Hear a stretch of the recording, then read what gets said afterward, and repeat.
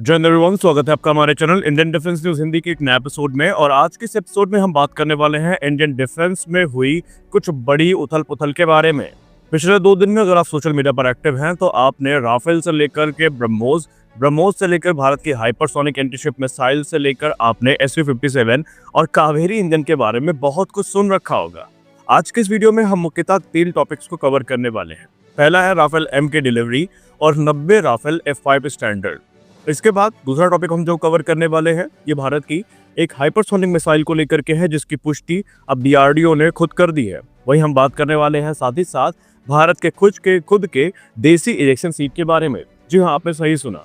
जब भी हम तेजस प्रोग्राम की बात करते हैं और उसको इंडिजनाइज करने की बात की जाती है तो एक प्रश्न हमारे सामने कई बार आता है कि आखिरकार हम तेजस को इंडिजनाइज करने का प्रयास तो कर रहे हैं लेकिन अभी भी बहुतेरे कंपोनेंट है जो हम इंपोर्ट करते हैं, जैसे कि इजेक्शन सीट हो गई या नोज रेडोम हो गया, जेट इंजन हो गया।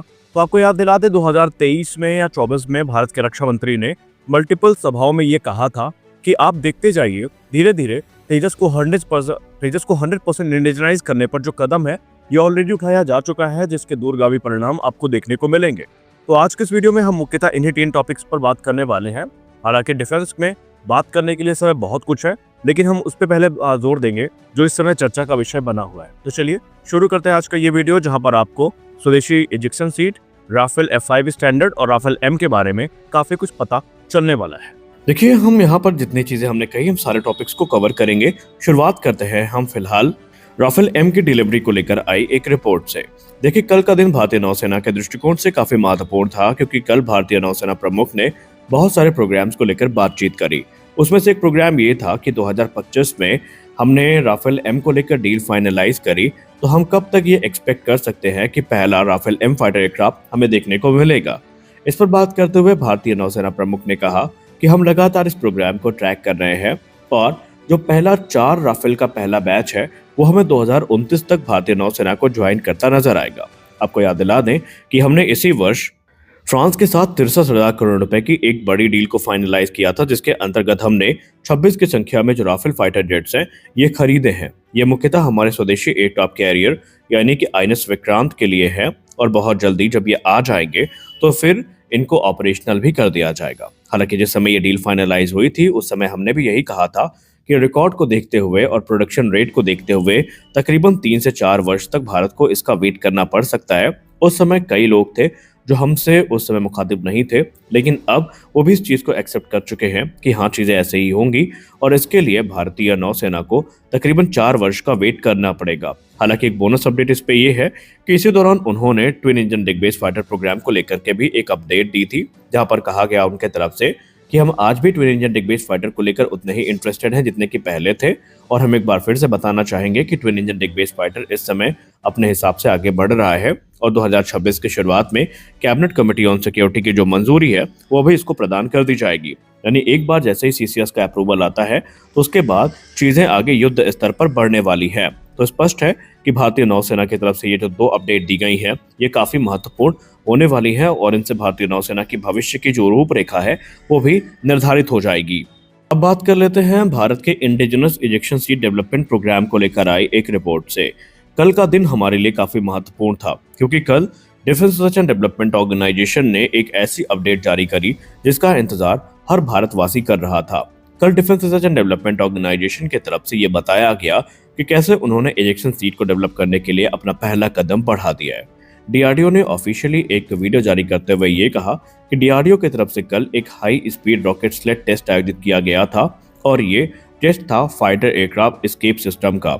यह टेस्ट 800 किलोमीटर प्रति घंटे की कंट्रोल्ड स्पीड पे किया गया था, जहां पर कैनोपी सेपरेशन, इजेक्शन सीक्वेंसिंग ये सब हमें वैलिडेट होते नजर आए। अब इसका मतलब क्या है? देखिए, ये टेस्ट जो है ये चंडीगढ़ में आयोजित किया गया था और इसमें बेसिकली जो इमरजेंसी एस्केप सिस्टम होता है फाइटर जेट में उसको यहाँ पर टेस्ट किया गया था। अब इसके पीछे का इतिहास अगर हम समझने की कोशिश करें तो आपको इसमें समय में थोड़ा पीछे चलना पड़ेगा, तब जब भारत ने अर्जेंटीना के साथ तेजस को लेकर बातचीत शुरू करी थी और उस समय ये माना जा रहा था कि अर्जेंटीना के केस में तेजस एक क्लियर विजेता है।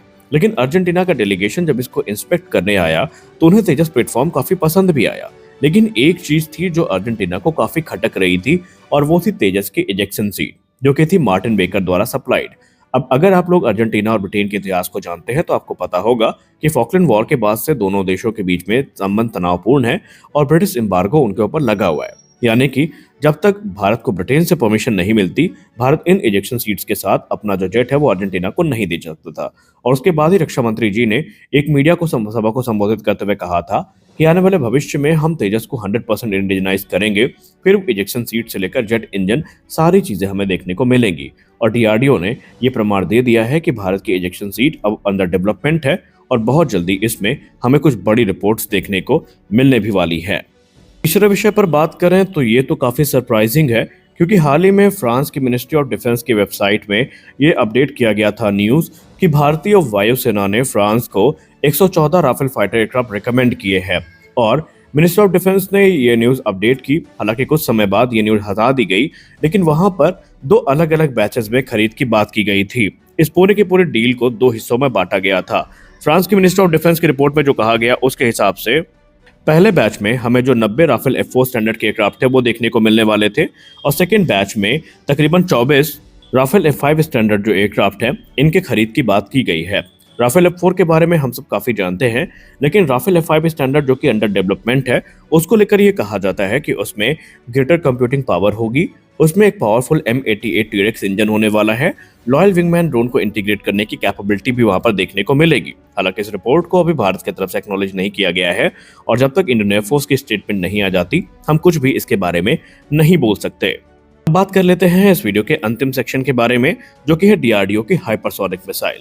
हम सब ने ऑपरेशन सिंदूर में डीआरडीओ की जो ब्रह्मोस सुपरसोनिक क्रूज मिसाइल है उसको एक्शन में देखा। हमने ये भी देखा कि कैसे ब्रह्मोस सुपरसोनिक मिसाइल के घातक परिणाम पाकिस्तान को भुगतने पड़े।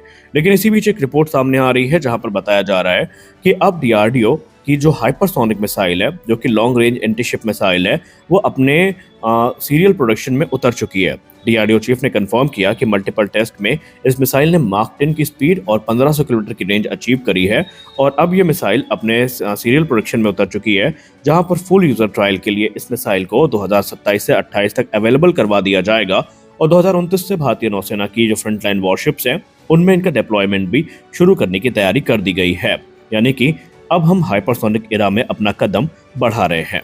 तो आज के इस वीडियो में बस इतना ही। आशा करते हैं कि अपडेट्स अच्छी लगी होंगी, और इस तरह की अपडेट्स अब आपको मिलती रहेंगी, तो चैनल को फॉलो करना और सब्सक्राइब करना मत भूलिएगा। इस वीडियो में बस इतना ही, मिलते हैं अगले वीडियो में, तब तक के लिए जय हिंद।